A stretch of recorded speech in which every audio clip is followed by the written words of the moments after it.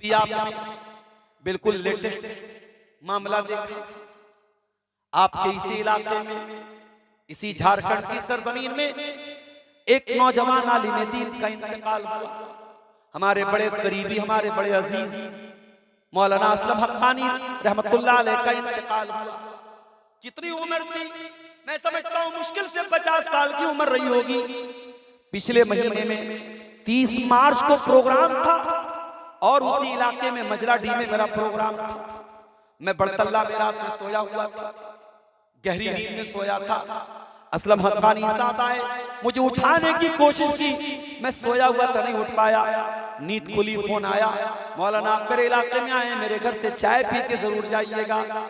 मैं वहां से उनके घर गया, चाय नाश्ता कराया, अपना मदरसा दिखाया, बच्चियों के लिए कमरे बना रहे थे, कमरे दिखाया, मुझसे वीडियो भी रिकॉर्ड करवाया।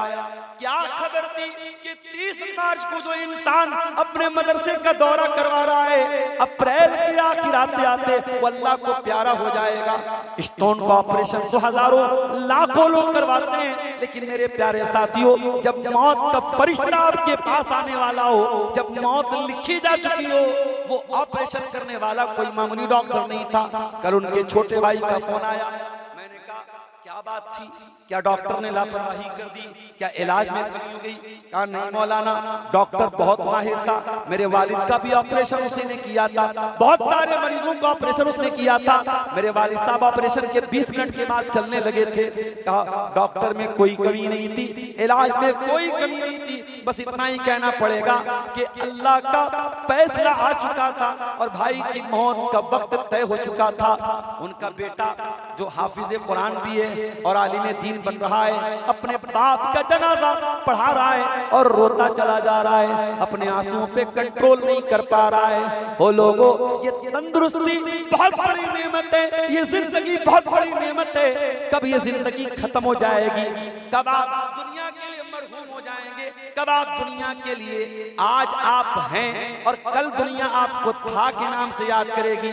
फला साहब बहुत अच्छे थे, बहुत अच्छा बाप था, बहुत अच्छा शौहर था, बहुत अच्छा बेटा था। आज आप हैं और कल था बन जाएंगे। उसके पहले मेरे प्यारे साथियों, अपने अमाल की इस्लाह कर लो, अपने गिरेबानों में झांक लो, अपने अमल की इस्लाह कर लो। मेरे प्यारे साथियों, अल्लाह के नबी फरमाते, नेमतान मगबूनुन फीहिमा कसीरुम मिनन नासी अस्सिहत वल फराग। दो नेमतें ऐसी हैं कि उन दो नेमतों की लोग कदर नहीं करते हैं। एक तंदुरुस्ती की नेमत है और एक वक्त की नेमत है, टाइम की नेमत है। गर्मी का मौसम है, कभी बाजार में आप चले जाइए, कहीं बर्फ बिक रहा हो, बर्फ बेचने वाला, कभी आपने गौर किया है, बर्फ बेचने वाला जितनी देर उसके बर्फ बेचने में जितना टाइम लगेगा, उतना ज्यादा उसको इस बात का डर होगा कि कहीं उसका बर्फ पिघल न जाए, कहीं उसका बर्फ बर्बाद न हो जाए। एक सलफ में से एक साहब कहते हैं, मैं मार्केट गया, मैं बाजार गया और मैंने एक बर्फ बेचने वाले को देखा कि वो सुबह को बर्फ बेचने निकला था और दोपहर हो गई और उसका बर्फ नहीं बिक रहा था और वो चिल्ला रहा था और कह रहा था, ओ लोगों, इसके पहले कि मेरा कैपिटल बर्बाद हो जाए, मेरा सरमाया, मेरी पूंजी लुट जाए, मेरा बर्फ पिघल जाए, ओ लोगों मेरा बर्फ खरीद लो इसके पहले कि मेरी पूंजी पिघल जाए। वो कहने लगे, उस बर्फ बेचने वाले को देखकर मुझे कुरान की आयत याद आई, लफी खुस्र, जमाने की कसम है इंसान, तू बहुत बड़े घाटे में, तू बहुत बड़े खसारे में, तूने अगर अपने समय का, अपने टाइम का सही इस्तेमाल नहीं किया।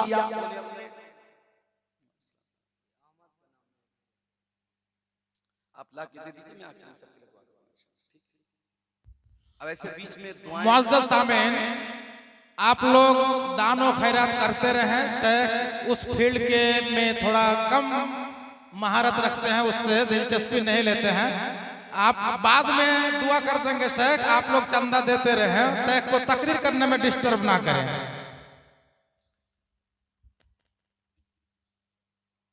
तो समय बहुत बड़ी नेमत है मेरे प्यारे साथ, वल अस्र इन्नल इंसान लफी खुस्र, जमाने की कसम, बेशक इंसान बहुत बड़े घाटे में।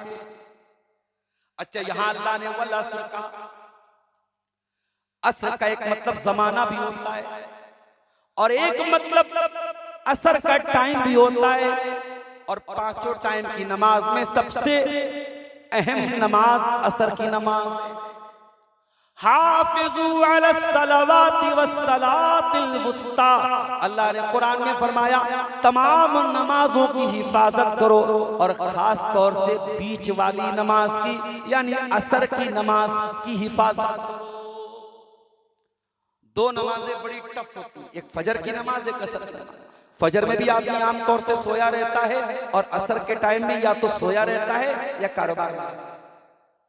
इसीलिए अल्लाह के प्यारे नबी फरमाते हैं मन सल्लल बरदैनी दखलल जन्ना, तो जो दो ठंडी नमाजें पढ़ेगा यानी फजर की नमाज पढ़ेगा और असर की नमाज पढ़ेगा वो जन्नत में जाएगा। असर की नमाज बहुत अहम नमाज है मेरे प्यारे साथी। अल्लाह ताला असर की नमाज की कसम खा के कह रहा है, असर के टाइम की कसम खा के कह रहा है इंसान लफी खुस्र, बेशक तमाम के तमाम इंसान घाटे में हैं। और घाटे में कैसे घाटे में? अल्लाह ने फरमाया लफी खुस्र। अरबी ग्रामर के एतबार से अल्लाह ने नकरा इस्तेमाल किया और नकरा ताज़ीम के लिए आता है यानी बहुत बड़े खसारे में है, बहुत बड़े नुकसान में है। आप कहेंगे मौलाना नुकसान कहाँ हो रहा है? एक जमाना था लाल बथानी में कोई पक्का मकान नहीं था, आज कितने पक्के मकान हो गए। भागलपुर से आज साहिबगंज तक पूरी बेहतरीन हाईवे रोड बन रही है। आज कटिहार को मनिहारी को आज लाल बथानी से जोड़ने के लिए और साहिबगंज से जोड़ने के लिए इतना बड़ा ब्रिज तैयार हो रहा है, इतनी तरक्की हो रही है, बड़े बड़े ब्रिज बन रहे हैं, बड़े बड़े हाईवे बन रहे हैं। आज इंसान इतना तरक्की कर रहा है और कुरान कह रहा है 1400 साल से लेके आज तक कुरान ये कह रहा है इन्नल इंसान लफी खुस्र, इंसान घाटे में है। ये बात समझ में नहीं आती। आइए मैं आपको समझाता हूं। आज 30 तारीख है, अब तो 12 बजे के बाद डेट चेंज हो जाती है, लेकिन चलिए हम 30 ही मान लेते हैं। आज से 4 दिन पहले जिस स्टेट में मैं रहता हूं उत्तर प्रदेश के एक इलाके जिसका नाम संभल है, उस संभल में एक लड़की की शादी तय होती है। लड़की का नाम गुलफिशा है, लड़की के वालिद का नाम मोहम्मद शकील है और शादी जिससे तय होती है लड़के का नाम मोहम्मद मुस्तफा है। लड़का मुरादाबाद का रहने वाला है। आप मैप उठा के देखेंगे तो संभल और मुरादाबाद में बहुत ज्यादा डिस्टेंस नहीं। लड़की संभल की रहने वाली, लड़का मुरादाबाद का रहने वाला। लड़की गुलफिशा, लड़का मोहम्मद मुस्तफा। लड़की का बाप गरीब आदमी।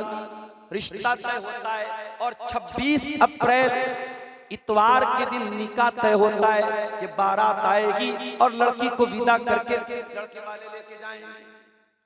लड़की के बाप ने बड़ी मेहनत मुशक्कत करके बड़े इंतजामात करके कर्जे लेके 7 लाख रुपए के सामान को खरीद करके लड़के वालों के हवाले किया और 3 लाख कैश रकम भी दे दी और बारातियों के खाने का इंतजाम भी कर दिया।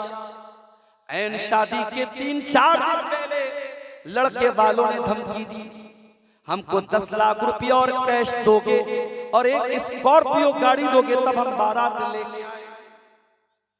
लड़की का बाप गरीब आदमी बड़ी मुश्किल से कैसे कैसे उसने इंतजाम करके 10 लाख का इंतजाम किया था। अब मजीद 10 लाख को कहां से लाता? लड़की का बाप मजबूर हो गया। 26 अप्रैल की तारीख आई, इतवार का दिन आया। गुलफशा दुल्हन बन के अपने घर में तैयार है मगर बारात नहीं आई। लड़के वाले बारात लेके नहीं आए। वीडियो सामने आया, लड़की अपने बाप का दामन पकड़ पकड़ के रोती चली जा रही है। अब्बा जान, क्या इसी दिन के लिए आज आपने पाला था? आज आपकी बनी बनाई इज्जत खाक में मिल रही है। आज मैं दुल्हन बनी हूँ, आज बारातियों के स्वागत के और इंतजाम के लिए उनके खाने पीने का इंतजाम है, मगर वो दौलत के लुटेरे और लालची नहीं आए और लड़की बेचारी अपने बाप का दामन पकड़ के रो रही है। FIR कराई गई, पुलिस कार्रवाई कर रही है। एक खबर हमारे सामने मीडिया की आई मेरे साथियों, और ये नाम जितने आपने सुने ये सब मुसलमान नाम है।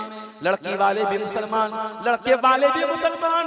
आज हम कहते हैं फला हम पर बड़ा जुल्म कर रहा है, फला हम पर बड़ा अत्याचार कर रहा है। नहीं नहीं मेरे भाइयों, हम तो खुद बहुत बड़े जालिम हैं। हमसे बड़ा कोई जालिम नहीं है, हमसे बड़ा लालची कोई नहीं है। आज कितनी बेटियां हैं जो जहेज की वजह से जिंदगी उनकी बर्बाद हो रही है। अब जरा इस वाक़े को याद करो और कुरान करीम की इस आयत पर गौर करो।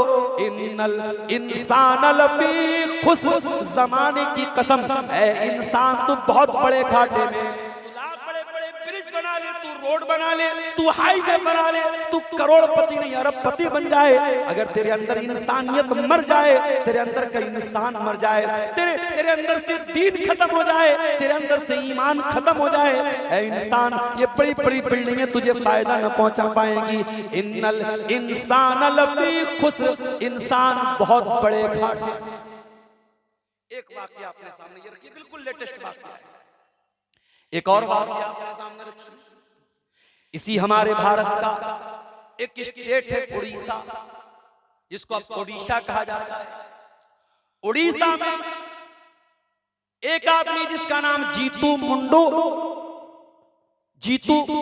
मुंडा या मुंडे है, वो गरीब आदमी बेचारा, उसकी बहन का इंतकाल हो गया। उसकी बहन के बैंक अकाउंट में मात्र 16-17 हजार रुपये पैसे थे। वो गरीब आदमी था, बैंक गया, बैंक वालों से बड़ी रिक्वेस्ट की, मैं गरीब आदमी हूं, अनपढ़ आदमी हूं, मेरी बहन का खाता था, ये पासबुक है, 16-17 हजार रुपये मेरी बहन के अकाउंट में, मुझे ये पैसा दे दो, मुझे बड़ी जरूरत है। बैंक वालों ने कहा जब तक आप अपनी बहन के मरने का सबूत नहीं लाएंगे, जब तक आप डेथ सर्टिफिकेट नहीं लाएंगे, जब तक आप मृत्यु प्रमाण पत्र नहीं लाएंगे, हम आपको ये पैसा नहीं दे सकते। जीतू मुंडा नाम का वो गरीब आदमी, अनपढ़ आदमी बेचारा, वो कहां से लाता डेथ सर्टिफिकेट? बैंक का चक्कर लगाते लगाते थक जाता है और आखिर में मजबूर होकर के अपनी बहन की कब्र खोदता है और अपनी बहन की लाश का जो कंकाल होता है वो कंकाल अपने कंधे पर लाद करके बैंक में लाता है और बैंक वालों से कहता है, वो बैंक वालों ये मेरी बहन की लाश, ये मेरी बहन का कंकाल है, अब तो मुझे मेरे 17,000 लौटा दो।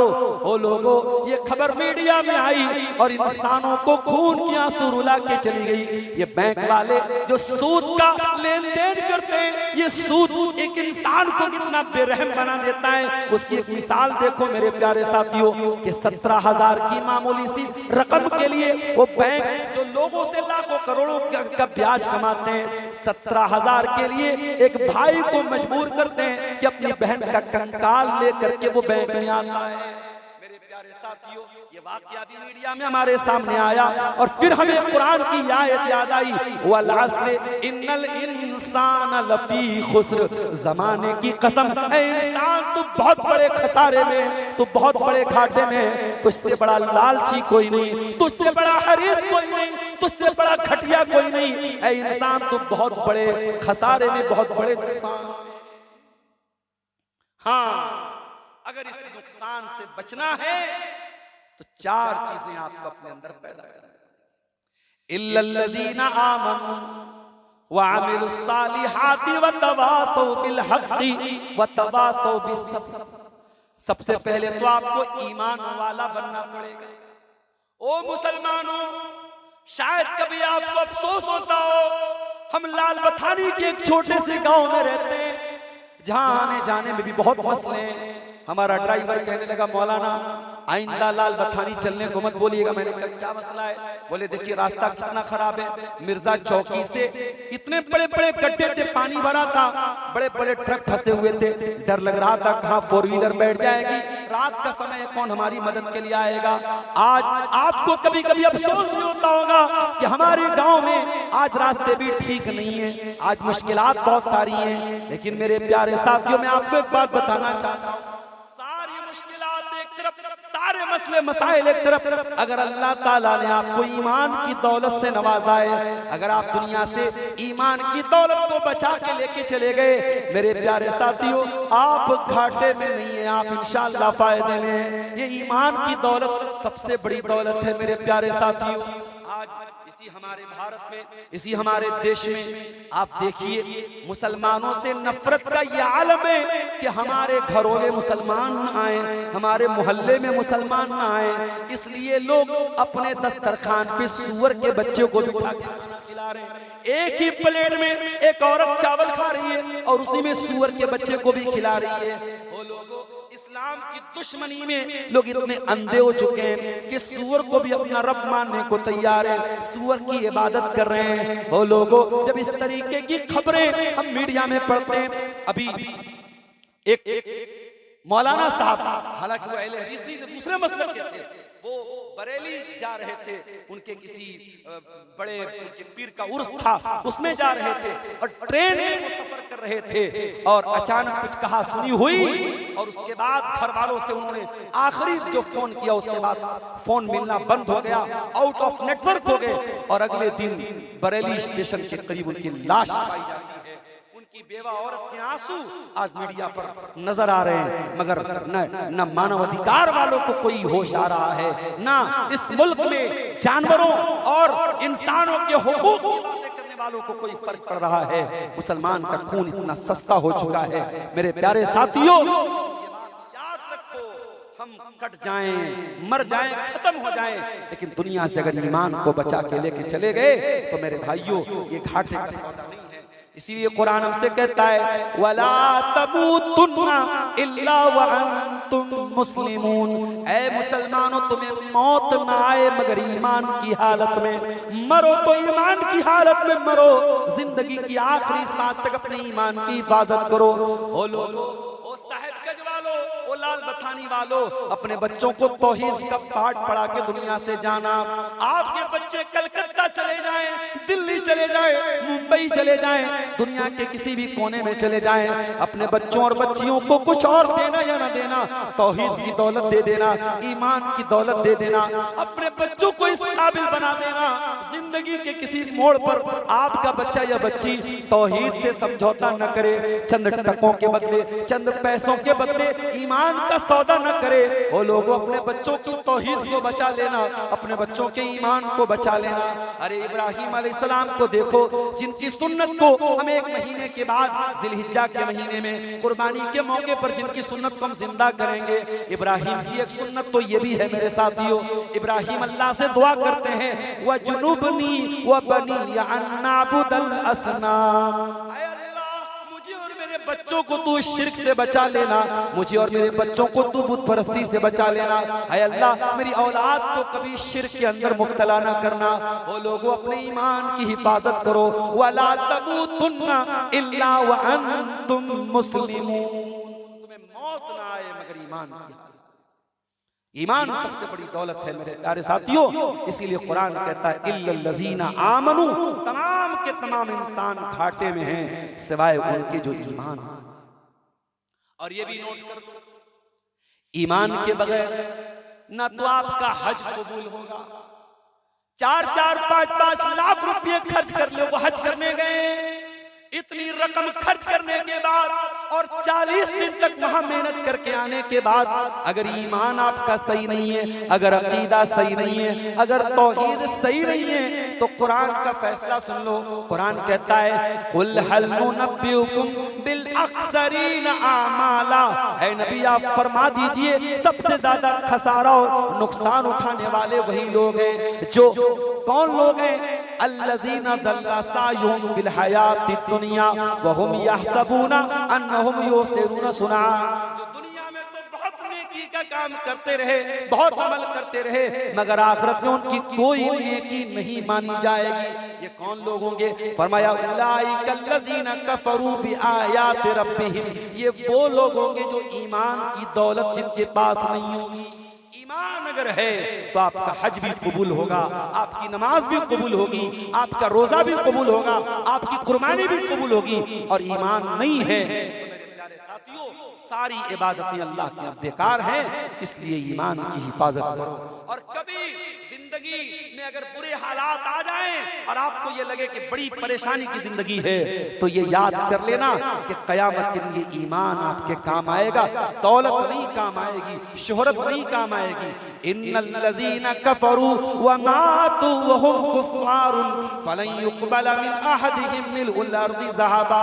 ओ लोगों, तुम ईमान के बगैर अगर दुनिया से चले जाओगे और तौहीद के बगैर तुम्हारा खात्मा हो जाएगा, तो जमीन भर के सोना भी लेके आ जाओ, अल्लाह के यहाँ तुम्हारा सोना कबूल नहीं होगा। तो ये पहली चीज हो गई ईमान। दूसरी चीज व अमिलुस सालिहात, और कामयाब वो लोग घाटे से और नुकसान से वो लोग बचेंगे। व अमिलुस सालिहात, जो नेक अमल करेंगे। आज हम कैसा अमल करने बताने की जरूरत नहीं। आज मस्जिदें रो रही हैं, आज मस्जिदें नमाजियों के लिए तरस रही हैं। शराब के अड्डे मुसलमानों से भरे, बेपर्दगी और बेहयाई में मुसलमान लड़कियां आ गए, जिनाकारी में मुसलमान आ गए, हरामखोरी में मुसलमान आ गए। वो अमिलुस सालिहात, जब तक हम नेक अमल नहीं करेंगे तब तक हम कामयाब नहीं हो सकते। ये 4 दिन की जिंदगी मेरे प्यारे साथी, जिस दिन खत्म हो जाएगी, अल्लाह की कसम, जैसे मोबाइल की चार्जिंग खत्म हो जाए आप बेचैन हो जाते हैं। पता नहीं किसका किसका कॉल आ रहा होगा, पता नहीं किसका किसका मैसेज आ रहा होगा। मोबाइल की चार्जिंग खत्म हो जाए तो आप सबसे पहले ये तलाश करते हैं कैसे मैं अपने मोबाइल को जल्दी से चार्जिंग कर दूं, जल्दी से मेरा मोबाइल ऑन हो जाए। मोबाइल तो एक बार डिस्चार्ज हो जाए तो दोबारा चार्जिंग कर सकते हो, लेकिन मेरे प्यारे साथियों, जिंदगी अगर डिस्चार्ज हो जाएगी दोबारा चार्जिंग नहीं कर पाओगे। जिंदगी एक बार ऑफ हो जाएगी दोबारा ऑन नहीं कर पाओगे। अल्लाह कुरान में कहता है, हत्ता इज़ा जा अहदहुमुल मौत, जब तुम्हारे पास मौत आएगी, क़ाल रब्बिरजिऊन, इंसान कहेगा ऐ अल्लाह एक चांस और दे दे, एक मौका और दे दे। ऐ अल्लाह मौत आ गई, मर गया मैं, ऐ अल्लाह बहुत से काम पेंडिंग थे, एक मौका और दे दे। लअल्ली आमलु सालिहा, ऐ अल्लाह लड़की की शादी करना था, ऐ अल्लाह बेटे का निकाह करना था, ऐ अल्लाह मकान बनाना था, ऐ अल्लाह सरकारी नौकरी की तैयारी कर रहा था, नौकरी लेना था। ये सारी हसरतें, ये सारी आरज़ुएं छोड़ के गया है, मगर मौत के बाद क्या कहता है? लअल्ली आमलु सालिहा, ऐ अल्लाह मौका और दे दे। लड़की की शादी के लिए मौका नहीं मांग रहा हूँ, मकान बनाने के लिए मौका नहीं मांग रहा हूँ, बिजनेस करने के लिए मौका नहीं मांग रहा हूँ। ऐ अल्लाह बड़े पापों में जिंदगी गुजारी, बड़े गुनाहों में जिंदगी गुजारी, ऐ अल्लाह बहुत नाराज कर दिया तुझको, ऐ अल्लाह बहुत पाप कर दिया मैंने, ऐ अल्लाह एक चांस और दे दे। ऐ अल्लाह वादा करता हूँ, प्रॉमिस करता हूँ, ऐ अल्लाह अब सिर्फ नेक अमल करूंगा, अब अच्छा अमल करूंगा, ऐ अल्लाह अब वही अमल करूंगा जिससे तू राजी होता है। अल्लाह फरमाएगा कल्ला इन्नहा कलिमतुन हुवा क़ाइलुहा व मिन वराइहिम बरज़खुन इला यौमि युबअसून। ऐ मेरे बंदे, ये तो बस तेरी एक बात है जो तेरे मुंह से निकल रही है, तेरी ये ख्वाहिश कभी पूरी नहीं होगी, तेरी ये बात कभी पूरी नहीं होगी। मेरे प्यारे साथियों, मरने के बाद हम जिस चीज की तमन्ना करेंगे, बेहतर ये है कि हम जिंदगी में उसकी तैयारी कर लें। कुरान कहता है इल्लल्लज़ीना आमनू व अमिलुस सालिहात, ईमान वाले बन जाओ और नेक अमल करने वाले बन जाओ, हम तुम्हें नुकसान से बचा लेंगे, हम तुम्हें खसारे से। 2 चीजें हो गई।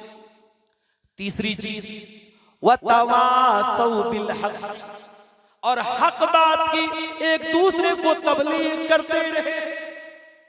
आज कटिहार से लेकर के साहेबगंज तक, संथाल परगना का पूरा इलाका, लालमटिया से लेकर बरहेट तक और बरहेट से लेकर बरहरवा तक, अल्हम्दुलिल्लाह बहुत बड़ी आबादी अहले हदीस की।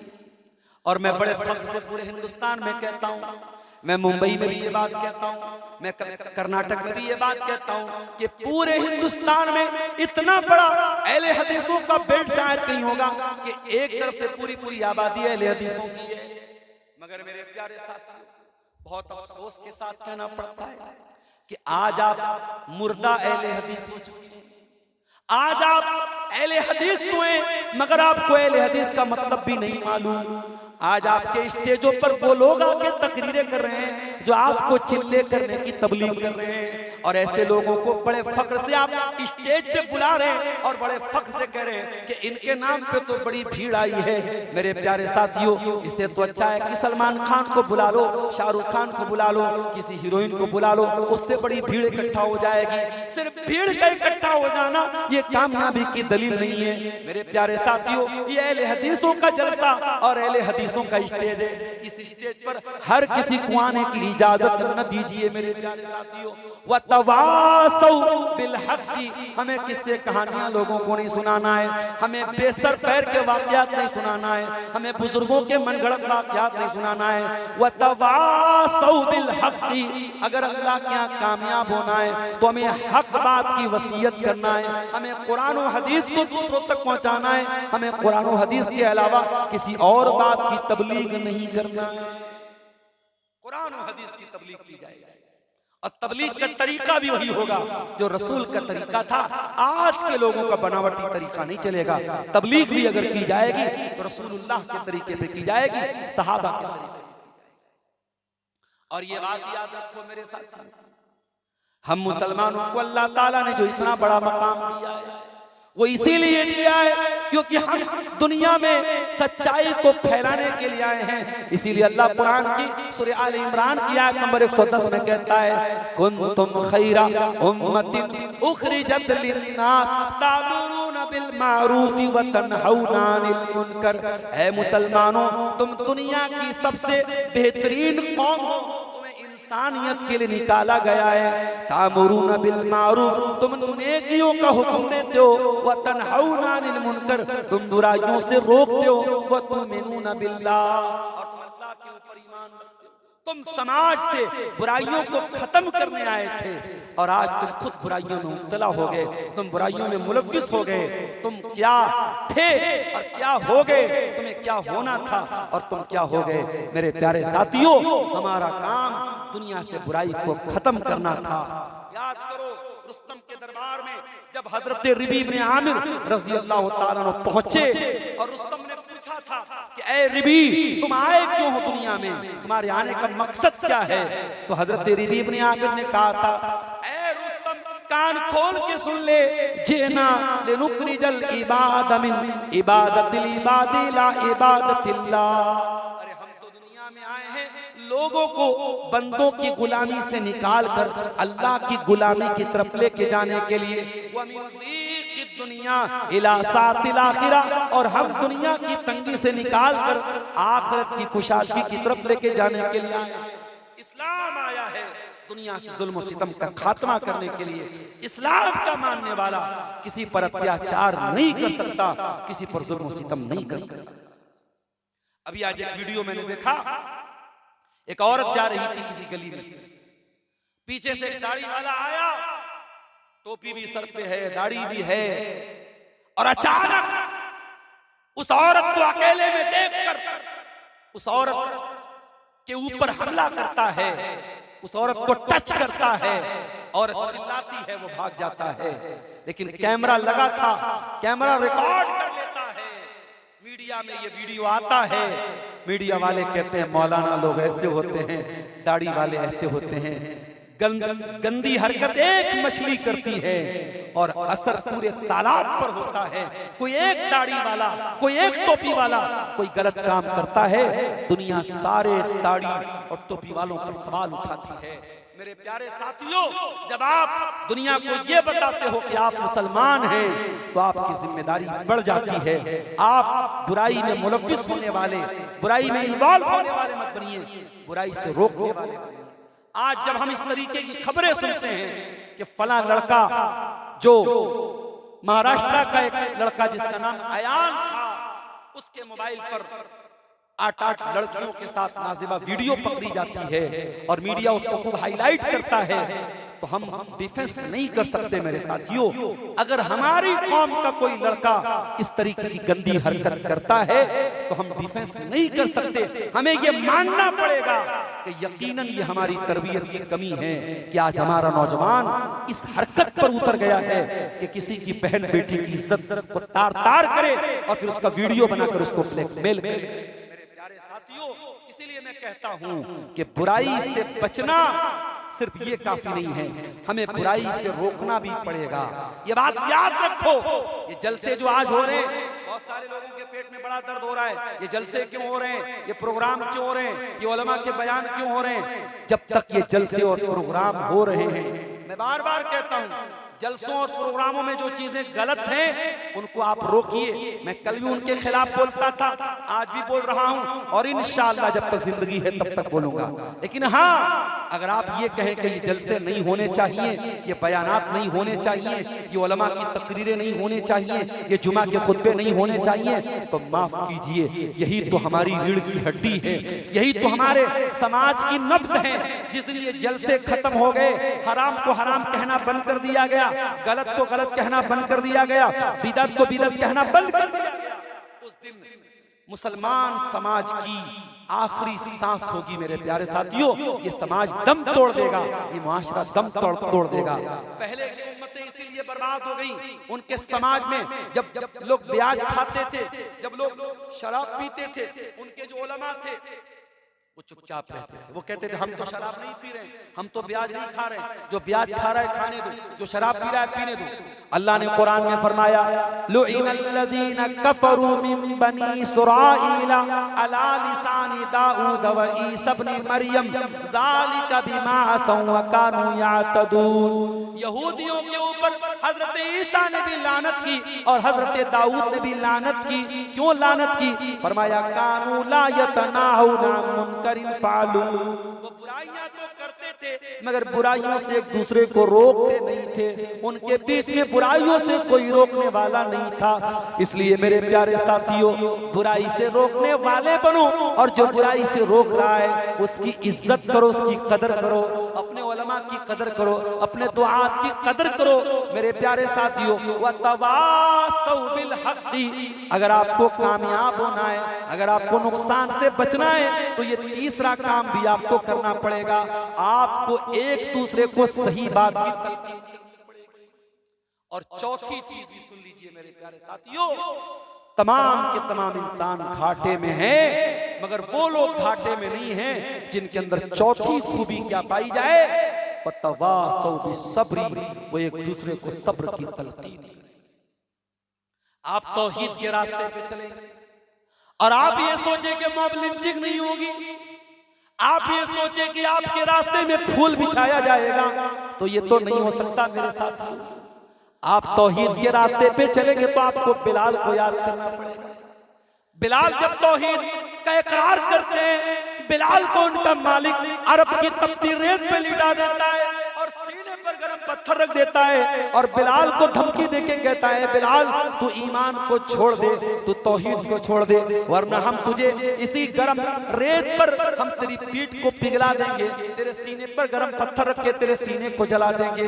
बिलाल कोई बड़े गोरे चट्टे और खूबसूरत इंसान नहीं थे, बिलाल काले कलूटे थे, बिलाल हबशा के रहने वाले थे, मगर बिलाल के सीने में ईमान था और बिलाल पत्थर के नीचे दबे हुए कहते हैं, अहद अहद, मेरा अल्लाह एक है, मेरा रब एक है, मैं अल्लाह की तौहीद से कोई समझौता नहीं करूंगा। मेरे प्यारे साथियों, वतवासौ बिस्सब्री, एक दूसरे को सब्र का सबक भी सिखाते चलो। ईमान के रास्ते पर चलोगे, तौहीद के रास्ते पर चलोगे, मुश्किलात भी आएंगी, परेशानियां भी आएंगी, आपको सब्र से काम लेना पड़ेगा।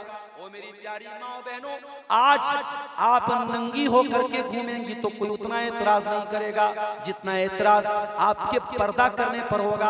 आप कलकत्ता के किसी पॉश एरिया में चली जाएं, आप रेलवे स्टेशन पे चली जाएं, आप एयरपोर्ट पे चली जाएं, आप पटना में चली जाएं, आप भागलपुर में चली जाएं, नकाब में सर से पैर तक जो लड़की नकाब में चलेगी तो बहुत सारे लोग उसको गलत नजरों से देखेंगे, बहुत सारे लोग एतराज भी करेंगे।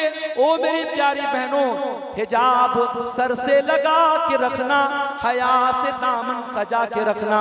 मेरी बहनों, इस हिजाब को, इस नकाब को दुनिया वालों के डर से कभी छोड़ न देना। ये हिजाब पहन करके अगर दो चार गालियां सुननी पड़े तो सुन लेना। अरे तुम तो सिर्फ गालियां सुन रही हो, सुमैया ने तो जान दे दी, सुमैया ने तो इस ईमान को बचाने के लिए अपनी जान दे दिया था। वो मेरी प्यारी बहनों, ईमान का रास्ता सब्र का रास्ता है, ईमान का रास्ता इस्तिकामत का रास्ता है। वतवासौ बिस्सब्री, अगर नुकसान से और खसारे से बचना है तो चौथा काम ये करना पड़ेगा कि तुम्हें सब्र अपने अंदर पैदा करना पड़ेगा। अब एक बात ये भी समझ लीजिए, सब्र का मतलब क्या है? सब्र का मतलब भी समझ लीजिए। आज की तकरीर का खुलासा, सब्र किसको कहते हैं? रात में 3:15 बजने वाले और फजर की अजान मेरे ख्याल से 4 बजे होने वाली है। आप अपने घर पे गए, 15 मिनट बाकी है, रात भर आप तकरीर सुन के आए हैं और फजर की अजान में मान लो 15 मिनट बाकी। अब नींद बहुत तेज आ रही है, बदन भारी हो रहा है, आराम का तकाजा ये है, आंखों का तकाजा ये है कि जल्दी से सो जाया जाए। लेकिन हय्या अलस्सलाह, अस्सलातु खैरुम मिनन नौम का तकाजा ये कि नहीं, फजर की अजान हो जाएगी, मैं नमाज पढ़ के ही सोऊंगा, मैं नमाज पढ़े बगैर नहीं सोऊंगा। यही तो सब्र है मेरे साथ, अपनी ख्वाहिशात पे कंट्रोल करना। मेरे नौजवानों, आज अल्लाह की कसम जिना करना बहुत आसान हो चुका है। लड़कियों का नंबर भी आपको मिल जाएगा, लड़कियां चैटिंग भी करेंगी, लड़कियों के मैसेज भी आएंगे, लड़कियां मिलने के लिए तैयार भी हो जाएंगी। आपको जिना करने का, आपको गलत काम करने का पूरा मौका भी मिलेगा।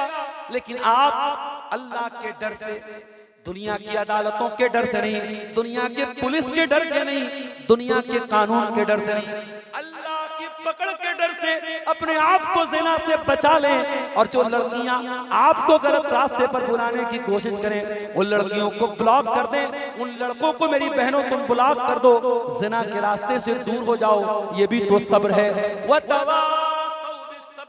अपने नफ्स को बुराई से रोक लेना, बुराई के तकाजे से अपने आप को कंट्रोल कर लेना, ये भी तो सब्र है। और कुरान कहता है अगर खसारे से बचना है, अगर नुकसान से बचना है तो वतवासौ बिस्सब्री, आपको सब्र का दामन भी थामना पड़ेगा।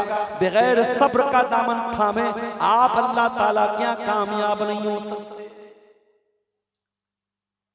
किसी की मौत हो गई, एक आदमी मोमिन नहीं है, उसका बेटा मर गया, उसका बाप मर गया, वो रो रो करके दहाड़े मार मार के रो रहा है, अपने बाप का नाम ले लेके रो रहा है। और एक सच्चा पक्का मुसलमान, उसका बाप मर गया, उसकी माँ मर गई, वो बेचारा रो तो रहा है मगर अपनी जबान की हिफाजत कर रहा है, सब्र से काम ले रहा है। मेरे प्यारे साथियों, दोनों बराबर तो नहीं हो सकते हैं। मुसीबत आने पर, तकलीफ आने पर जो सब्र से काम लेता है, अल्लाह के नबी फरमाते हैं मा युसीबुल मुस्लिमा मिन नसबिन वला वसबिन वला हम्मिन वला हज़निन। जब मुसलमान को कोई तकलीफ पहुंचती है, जब मुसलमान को कोई गम पहुंचता है, जब मुसलमान को कोई चोट लगती है, हत्ता शौकत युशाकुहा, यहाँ तक कि मुसलमान को अगर कोई कांटा भी चुभता है और मुसलमान उस पर सब्र से काम लेता है, इल्ला कफ़्फ़रल्लाहु बिहा खताया, अल्लाह ताला उस तकलीफ को, उस मुसीबत को उसके गुनाहों का कफ़ारा बना देता है, उसके गुनाहों की माफी का जरिया बना देता है, उसके बहुत सारे गुनाह माफ हो जाते हैं। आपके साथ एक्सीडेंट हो गया, आपका पैर टूट गया, आपका हाथ टूट गया, आप तो रो रहे, आप तो आंसू बहा रहे, अरे नहीं, हाथ टूट गया, पैर टूट गया, अरे अल्लाह का शुक्र अदा करो, जान तो बच गई, जान तो बच गई। मेरे प्यारे साथियों, अभी बनारस में हमारे एक जानने वाले हैं, उनका 12-13 साल का बच्चा, बिल्कुल सही सलामत बच्चा, 2 पारे का कुरान का हाफिज भी बन चुका था। बेचारा मदरसे जाता था, कुरान याद करता तो 2 पारे का हाफिज था। अचानक उसका दिमाग काम करना बंद कर देता है। घर वाले परेशान हो गए, डॉक्टरों को दिखाया, डॉक्टरों ने हर तरीके की जांच की, सब नॉर्मल है। कुरान की आयतें पढ़ पढ़ के दम भी कराई गई, रूहानी इलाज करने वालों को भी बुलाया गया जो कुरान के जरिए जादू का इलाज करते हैं, उन्होंने कुरान के जरिए भी इलाज किया, मगर वो लड़का आज इस पोजीशन पर पहुंचा है। 12-13 साल का वो बच्चा अपनी तमाम बातें भूल चुका है, अपने बाप को बाप भी नहीं कह रहा है, अपनी माँ को माँ भी नहीं कह रहा है। 12-13 साल का बच्चा है, लेटरिन उसका बाप उसको कराने जाता है, पेशाब उसका बाप उसको कराने जाता है। बाप टीचर था, स्कूल में पढ़ाता था, बच्चे की ये हालत देख के बाप ने नौकरी छोड़ दी है और 24 घंटे बच्चे की निगरानी कर रहा है। ओ लोगों, आपका बच्चा जरा सी तकलीफ में पड़ जाए, आप परेशान हो जाते हो, जरा उस बाप के बारे में सोचो, वो कितनी बड़ी आजमाइश में मुब्तला हो गया, जिसका 12-13 साल का बच्चा 2 पारा कुरान का याद करने के बाद आज इस अंजाम को पहुंचा है। मेरे प्यारे साथियों, मुसीबतें जिंदगी में जब भी आए तो ये सोच लेना कि ये मुसीबत तो हमारे गुनाहों का कफ्फारा बन रही है, हमारी गलतियां माफ हो रही हैं, हमारे दर्जात अल्लाह ताला क्या बुलंद हो रहे हैं। और यही फर्क होता है एक मोमिन में और एक काफिर में। एक मोमिन के ऊपर जब कोई मुसीबत आती है तो मोमिन सब्र से काम लेता है, और मोमिन को जब कोई नेमत मिलती है तो मोमिन अल्लाह ताला का शुक्रिया अदा करता है। और अल्लाह के नबी फरमाते हैं कि मोमिन के तो दोनों हाथ में लड्डू हैं, अगर नेमत मिलती है तो शुक्रिया अदा करता है, और तकलीफ आती है तो सब्र से काम लेता है। तो ये 4 चीजें जिसके अंदर पाई जाएंगी वो खसारे और नुकसान से बच जाएगा। इल्लल्लज़ीना आमनू व अमिलुस्सालिहाती व तवासौ बिल हक़्क़ि व तवासौ बिस्सब्री। जो लोग ईमान वाले बन जाएं, जो नेक अमल करने वाले बन जाएं, जो हक बात को दूसरों तक पहुंचाने वाले बन जाएं, और जो सब्र की तलकीन करने वाले बन जाएं, ये 4 क्वालिटीज जिनके अंदर पैदा हो जाएंगी, मेरे प्यारे साथियों, वही कामयाब होने वाले और वही खसारे से बचने वाले हैं। आखिर में मैं उन तमाम हजरात के हक में दुआ करता हूँ जिन्होंने अपनी तरफ से या अपने मरहूमीन की तरफ से आज इस जलसे में इस मदरसे को ताउन किया है। अल्लाह ताला तमाम चंदा देने वालों के चंदों को कबूल फरमाए, और जो मरहूमीन की तरफ से जिन्होंने यहाँ सदकात और अतियात दिए हैं, चाहे वो कैश की शक्ल में दिया हो या जेवरात आए हो या कुरान आया हो, अल्लाह उन तमाम मरहूमीन की मग़फ़िरत फरमाए। अल्लाह ताला सूरे असर के अंदर जो पैगाम दिया गया है उस पैगाम पर हम सबको अमल की तौफीक अता फरमाए। ये 2-3 सवाल आया है, जवाब देने के बाद खत्म करते हैं। आदमी मरने के बाद ख्वाब में आना अच्छा है, और अच्छा और बुरा दिखना, उसकी क्या ताबीर है? देखिए, ख्वाब में किसी मरे हुए इंसान का आना ये नॉर्मल बात है, उसको लेकर के बहुत परेशान नहीं होना चाहिए। अगर अच्छी हालत में वो नजर आ रहा है तो उलमा ने उसकी ताबीर ये बताई है, इसका मतलब कि वो कब्र में सुकून से है, आलम बरज़ख में सुकून से है। और अगर वो ख्वाब में मरने के बाद जो इंसान आ रहा है अगर वो बुरी हालत में आ रहा है, इसका मतलब कि वो तकलीफ में है। अगर उसके वारिसीन में से, उसके घर वालों में से अगर कोई इस तरीके का ख्वाब देखे तो उसको चाहिए कि वो अपने उस मरहूम की तरफ से कुछ सदका खैरात कर दे। बस इतनी सी बात है, उसको लेकर के बहुत ज्यादा परेशान नहीं होना चाहिए। आदमी की कब्र में जो झाड़ जंगल लग जाता है उसकी सफाई कर सकते हैं या नहीं? कर सकते हैं, मगर उसको कोई बहुत अहमियत नहीं देनी चाहिए कि जब कब्र के ऊपर अगर झाड़ वगैरह निकल गया है तो इससे कोई कब्र के अंदर कोई मसला हो रहा है, ऐसा कुछ नहीं है। देखिए, कब्र को हमें नॉर्मल रखना है, कब्र को बहुत नुमाया करना कि भाई इसको बिल्कुल हम हिफाजत करें और उसको संवार करके रखें, ये इसकी कोई ज़रूरत नहीं है। अगर बहुत बिला वजह का वहाँ पे झाड़ जंकाल लगा हुआ है और डर इस बात का है कि लोग इसको कब्र नहीं समझेंगे और वहाँ पे आमतौर से चलने लगेंगे और कब्र की बेहुरमती हो जाएगी, तो उस सूरत में आप उस झाड़ वगैरह को साफ कर सकते हैं। लेकिन ऑलरेडी अगर कब्रिस्तान में है और नॉर्मल उसके ऊपर घास फूस निकल रही है तो उसको लेकर के बहुत टेंशन नहीं लेना चाहिए। नजर मानना और पूरा नहीं किया है उसके ऊपर गुनाह है या नहीं? बिल्कुल गुनाह है।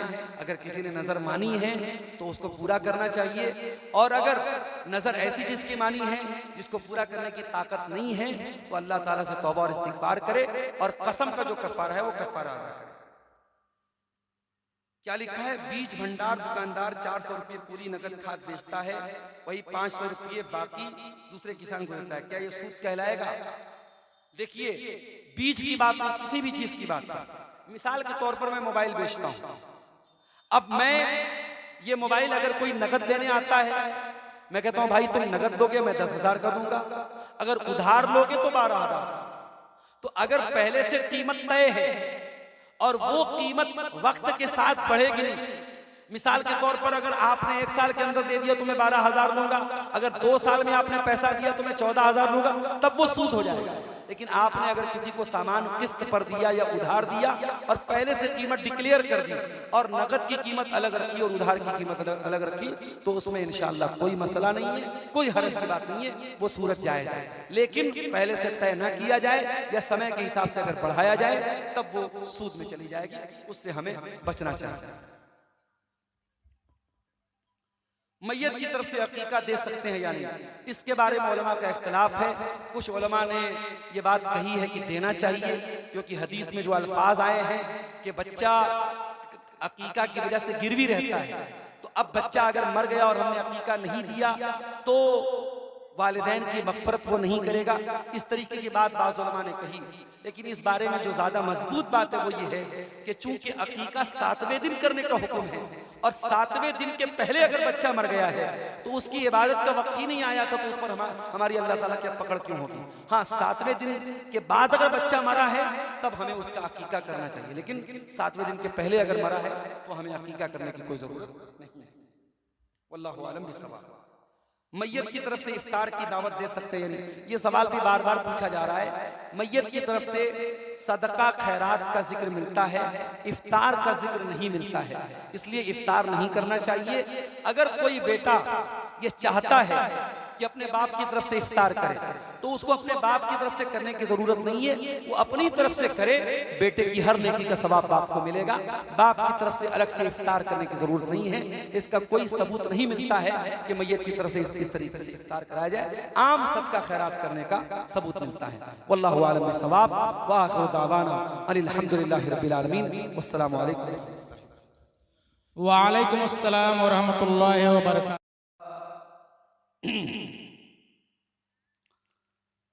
वत्तकुल्लाहल्लज़ी तसाअलून बिही वल अरहाम इन्नल्लाह काना अलैकुम रक़ीबा। या अय्युहल्लज़ीना आमनुत्तकुल्लाह वक़ूलू क़ौलन सदीदा युस्लिह लकुम अअमालकुम व यग़फिर लकुम ज़ुनूबकुम वमन युतिइल्लाह व रसूलहू फ़क़द फ़ाज़ फ़ौज़न अज़ीमा। अम्मा बअद फ़इन्न ख़ैरल हदीस किताबुल्लाह व ख़ैरल हदी हदी मुहम्मदिन सल्लल्लाहु अलैहि वसल्लम व शर्रल उमूरि मुहदसातुहा व कुल्ल मुहदसतिन बिदअह व कुल्ल बिदअतिन दलालह व कुल्ल दलालतिन फिन्नार। अऊज़ु बिल्लाहि मिनश शैतानिर रजीम। बिस्मिल्लाहिर रहमानिर रहीम। वल अस्र इन्नल इंसाना लफी खुस्र इल्लल्लज़ीना आमनू व अमिलुस्सालिहाति व तवासौ बिल हक़्क़ व तवासौ बिल हक़्क़ि व तवासौ बिस्सब्र।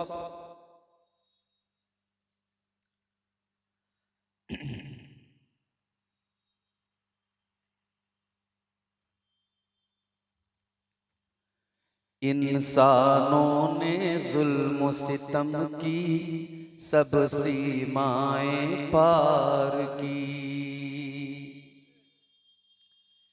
इंसानों ने जुल्म सितम की सब सीमाएं पार की, देख रे मौला क्या हालत हो गई तेरे संसार की। सब मखलूक में अफजल अशरफ जिसको तूने बनाया था,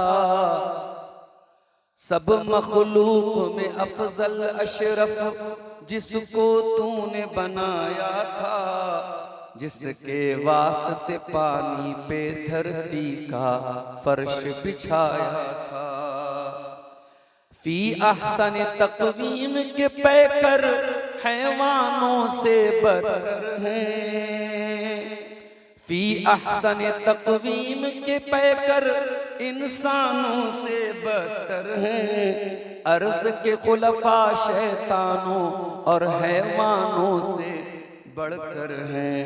फैली है हर सू बीमारी जुल्म और अत्याचार की, इंसानों ने जुल्म सितम की सब सीमाएं पार की, देख रे मौला क्या हालत हो गई तेरे संसार की।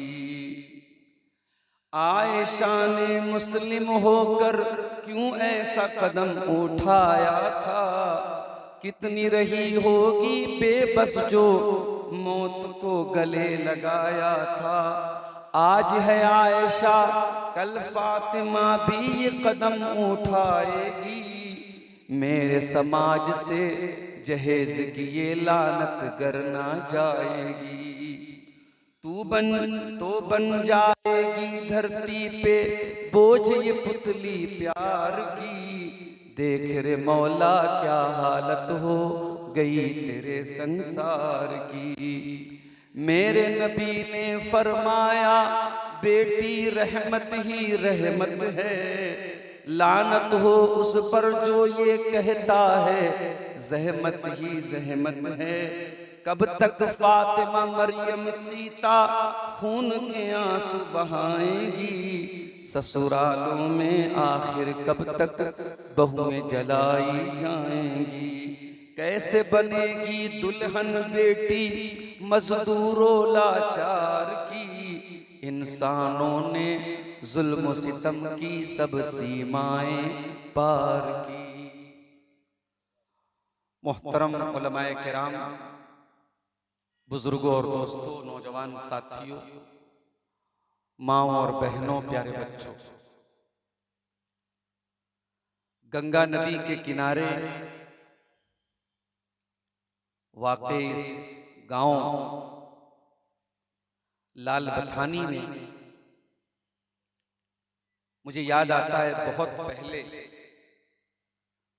गालिबन 2009 में एक प्रोग्राम के सिलसिले में मैं आया था। अगर ये तारीख सही है, इसका मतलब ये हुआ कि 17 साल के बाद मैं इस गांव में आ रहा हूं। बीच में कई मर्तबा लोगों ने यहां दावत दी, मगर मैं अपनी मसरूफियात और अपनी मजबूरियों के सबब नहीं आ सका। मैं बहुत शुक्रगुजार हूं आज के इस इजलास के मुंतज़मीन का, बिलखुसूस इस गांव के एक अहम फर्द अफजल सर का, जिन्होंने मुझसे राबता किया। और कल जब मौसम गड़बड़ हुआ और कल का पूरा प्रोग्राम बारिश की नजर हो गया, तो मुझे लगा कि शायद आज भी मौसम सही नहीं रहेगा और प्रोग्राम होना मुश्किल होगा। सुबह मैंने जलसे के मुंतज़मीन से राबता किया कि भाई मैं बनारस से निकलूं या ना निकलूं, तो मालूम ये हुआ कि नहीं आप आइए, मौसम आज सही है, इंशाअल्लाह प्रोग्राम होगा। और उसके बाद जब मैं बनारस से दोपहर में चला हूं और रास्ते की मुश्किलात को पार करते करते मेरा टारगेट ये था 11 बजे 11:30 बजे तक मैं लाल बथानी पहुंच जाऊंगा, मगर बारिश की वजह से खास तौर से मिर्जा चौकी के पास रास्ता बहुत खराब था, ट्रकों का जाम लगा है, जगह जगह पानी भरा हुआ है। तो हमारे ड्राइवर साहब ने भी बहुत रिस्क लेकर के गाड़ी चलाई और आखिर तकरीबन 1 बजे के करीब में आपके गांव में पहुंचा। मुझसे पहले अभी आप इसी सीमांचल के एक बहुत ही मकबूल मुकर्रर अब्दुल शकूर भोजपुरी साहब, जो बंगला भी बोलते हैं, भोजपुरी भी बोलते हैं, उर्दू में भी बातें करते हैं, बहुत अच्छी तकरीर आपने उनकी सुनी। उनके हाथों पे आपने कलेक्शन भी मदरसे के लिए दिया। अल्लाह ताला देने वालों के चंदों को, उनके सदकात को कबूल फरमाए, और जिन लोगों ने अब तक अपने हाथों को खींच के रखा है और अभी तक इस कार्य खैर में हिस्सा नहीं लिया है, अल्लाह उन्हें भी इस नेकी के काम में हिस्सा लेने की तौफीक अता फरमाए, आमीन। मेरे भाइयों, आज की तकरीर के लिए मैंने जो टॉपिक चुना है, जो विषय, जो उन्वान मुंतखब किया है, वो कुरान करीम की एक बहुत छोटी सी सूरत की तशरीह, उसकी एक्सप्लेनेशन, उसकी वजाहत, उसकी व्याख्या, उसका माना और मतलब बयान करके मैं अपनी गुफ्तगू खत्म कर। बहुत छोटी सी सूरत, और मैं समझता हूं कि हम में से तकरीबन हर आदमी को वो सूरत याद भी होगी, बच्चे बच्चे को याद। कौन सी सूरत है ये? कुरान के 30वें पारे की एक सूरत है, और कुरान की 114 सूरतों में 103 नंबर की सूरत है, और इस सूरत में टोटल 3 आयतें हैं और 14 शब्द हैं, 14 अल्फाज हैं इस सूरत में। ये सूरत इतनी इंपॉर्टेंट, इतनी अहम है, इतनी महत्वपूर्ण है कि इमाम शाफई रहमतुल्लाह अलैह कहते हैं, अल्लाह ताला ने अगर अपने बंदों की हिदायत के लिए पूरा कुरान ना उतारा होता, सिर्फ इस एक सूरत को उतारा होता, तो अल्लाह ताला के बंदों की हिदायत के लिए ये सूरत काफी था। ये सूरत इतनी अहम सूरत है, बैहक़ी की सही रिवायत है,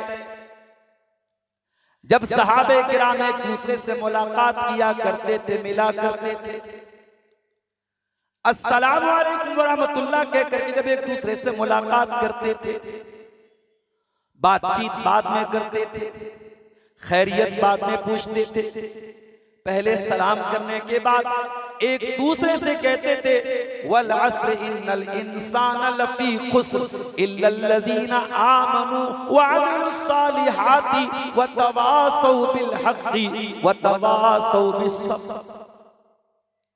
जरा गौर करो मेरे भाई, क्या खास बात इसके अंदर है। हर मुलाकात पर सहाबे किराम एक दूसरे को रिमाइंड करा रहे हैं, याद करा रहे हैं, बार बार दोहरा रहे हैं। इसका मतलब कि ये सूरत बहुत अहम मैसेज इसके अंदर छुपा हुआ है, बहुत अहम पैगाम इसके अंदर छुपा हुआ है। आइए जरा हम इस सूरत को समझने की कोशिश करें। अल्लाह फरमाता है, वल अस्र, जमाने की कसम, इन्नल इंसान लफी खुस्र, बेशक तमाम के तमाम इंसान बहुत बड़े घाटे में हैं। इन्नल इंसान लफी खुस्र, बेशक तमाम के तमाम इंसान बहुत बड़े घाटे में डूबे हुए हैं। इल्लल्लज़ीना आमनू व अमिलुस सालिहाति व तवासौ बिल हक़्क़ि व तवासौ बिस सब्र। मगर वो लोग घाटे में नहीं हैं जिनके अंदर 4 चीजें पाई जाएं, 4 विशेषताएं पाई जाएं, 4 खूबियां पाई जाएं। 4 क्वालिटीज जो अपने अंदर पैदा कर ले, 4 खूबियों को जो अपने अंदर पैदा कर ले, वो घाटे में नहीं है, वो खसारे में नहीं है, वो लॉस में नहीं है। कौन सी 4 खूबियां? इल्लल्लज़ीना आमनू, जो ईमान वाले बन जाएं, व अमिलुस सालिहात, और नेक अमल करने वाले बन जाएं, व तवासौ बिल हक़्क़ि, और हक बात को एक दूसरे तक पहुंचाने वाले बन जाएं, व तवासौ बिस सब्री, और एक दूसरे को सब्र करने की तलकीन करें, एक दूसरे को सब्र करने की नसीहत करें। ये मैंने तर्जमा कर दिया इस कुरान की छोटी सी सूरत। अब आइए हम एक एक शब्द के ऊपर गौर करें।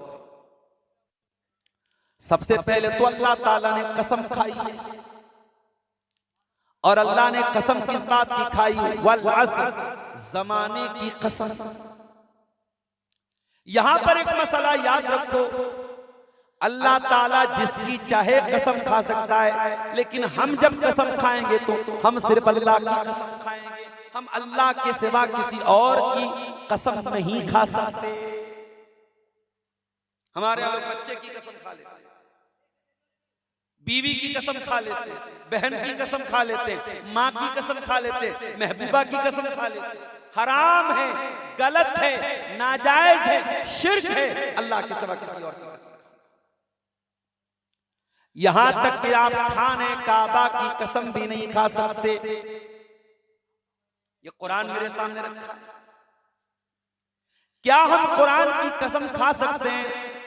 खा सकते हैं, क्योंकि कुरान अल्लाह ताला का कलाम है, लेकिन कुरान को हाथ में लेके कसम खाना सही नहीं है, क्योंकि जो ये कुरान हमारे हाथ में है, ये कुरान ये तो कागज का बना हुआ है, इसके अंदर जो बातें लिखी हुई हैं वो अल्लाह का कलाम है। अगर हम ऐसे हाथ में कुरान लेके कुरान की कसम खाते तो ये ठीक नहीं है। हाँ, कुरान हाथ में लेके आप अल्लाह की कसम खा सकते हैं, मगर कुरान हाथ में लेके कुरान की कसम खाना ये ठीक नहीं है। तो पता ये चला कि हम अल्लाह की कसम खा सकते हैं, हम कुरान की कसम खा सकते हैं, और हम अल्लाह के सिवा किसी और चीज की कसम नहीं खा सकते। अब सवाल यह पैदा होता है कि अल्लाह ने फिर कसम क्यों खाई?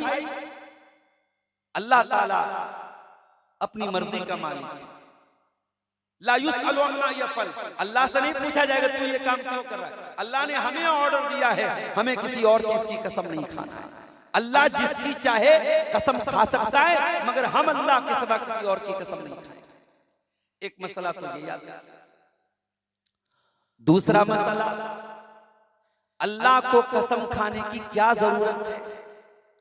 अल्लाह ताला डायरेक्ट बोल देता, इन्नल इंसान लफी खुस्र, बेशक तमाम के तमाम इंसान घाटे में है।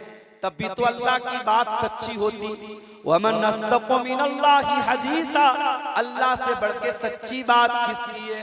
अरे दुनिया में तो कसम वो खाता है जिसको इस बात का डाउट हो सामने वाला मेरी बात मानेगा कि नहीं मानेगा, जिसको इस बात का शक हो, जिसको इस बात का डर हो सामने वाला मेरी बात नहीं मानेगा, वो कसम खाता है। फिर अल्लाह ताला को कसम खाने की क्या जरूरत है? तो ये भी मसला याद है। अल्लाह ताला जब कसम खाता है कुरान में, तो उसके पीछे बहुत सारी हिकमत होती है अल्लाह ताला।